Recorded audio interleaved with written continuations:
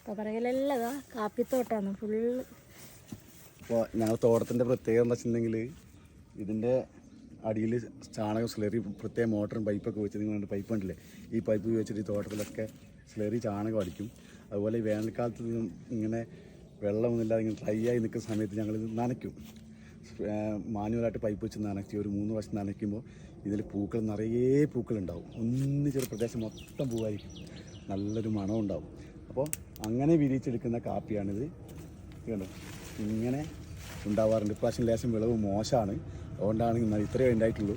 പിന്നെ എൻ്റെ അച്ഛൻ്റെ 7ാം വയസ്സിൽ തുടങ്ങിയാണ് കൃഷിപ്പണി. ഏകദേശം 75 വർഷത്തിലധികമായിട്ട് കൃഷി ഫീൽഡിലുണ്ട്. അച്ഛന് ഈ വർഷം ഉണ്ടായൊരു ഭാഗ്യം എന്ന് വെച്ചിട്ടുണ്ടെങ്കിൽ ഈ പഞ്ചായത്ത് നെന്മേനി സുൽത്താൻ ബത്തേരിയിൽ നെന്മേനി പഞ്ചായത്തിൽ മികച്ച മുതിർന്ന കർഷകങ്ങളുടെ അവാർഡ് ഇപ്രാവശ്യം അച്ഛനാണ് ലഭിച്ചിട്ടുള്ളത്. ആ ഒരു സന്തോഷം കൂടി നിങ്ങൾ അറിയിക്കുകയാണ്.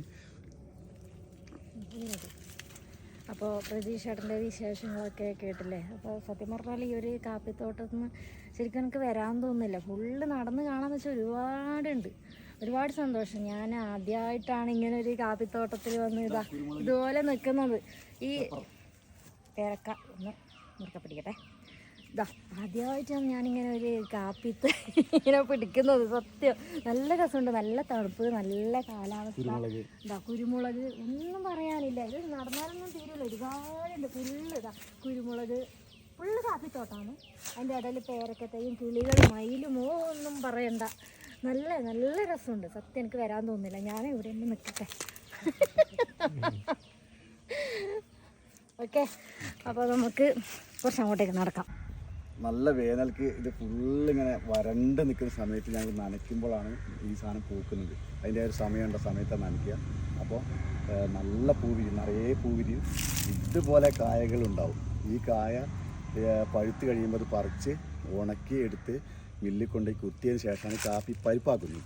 എന്നതിന് ശേഷം അത് റോസ്റ്റ് ചെയ്യാൻ വേറൊരു മെഷീനിലിട്ടിട്ട് റോസ്റ്റ് ചെയ്തിട്ട് പൊടിച്ചെടുക്കുമ്പോഴാണ് നമുക്ക് കിട്ടുന്ന കോഫിയായി കിട്ടുന്നത്.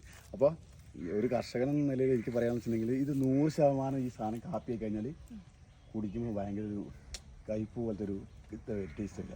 അതിനാണ് ഈ മില്ലുകാരിൽ ചിക്കറി എന്ന് പറയുന്ന സാധനം യൂസ് ചെയ്യുന്നത്. കുറച്ചൊരു അപ്പോഴാണ് നമുക്ക് നമ്മൾ ഇപ്പോൾ സ്മൂത്തായിട്ട് കുടിക്കാൻ പറ്റുന്നില്ലേ, ആ ഒരു ഫീൽ കിട്ടുക. അപ്പോൾ അത് പറയുമ്പോൾ എനിക്ക് ഓർമ്മ തന്നെ, ഇപ്പോൾ നല്ല കാപ്പിപ്പൊടി വേണമെന്നുണ്ടെങ്കിൽ ഇപ്പോൾ എവിടെയാണ് കിട്ടും, നമുക്ക് വിശ്വസിച്ച് വാങ്ങാൻ പറ്റണ്ടേ. ഇപ്പോൾ പോകുമ്പോൾ റോഡ് സൈഡിലൊക്കെ കുറേ അവിടെ റോഡ് സൈഡിലൊന്നും പോകണ്ട. ഇവിടെ പ്രദേശങ്ങളിലൊക്കെ മില്ലുണ്ട്, കുടുംബശ്രീകളും അതുപോലെ അങ്ങനെയുള്ള ഓരോ ടീം നടത്തുന്ന സംഭവങ്ങളുണ്ട്. അപ്പോൾ ഒരു പ്രശ്നമില്ല, നല്ല പ്യുവറായ വയനാടൻ കാപ്പിപ്പൊടി നിങ്ങൾക്ക് കിട്ടും. തേയില വയനാട് ഇതിനോട് തൊട്ടടുത്ത പ്രദേശം തമിഴ്നാടാണ്. അവരാണ് ഇതിൻ്റെ ഇന്ത്യ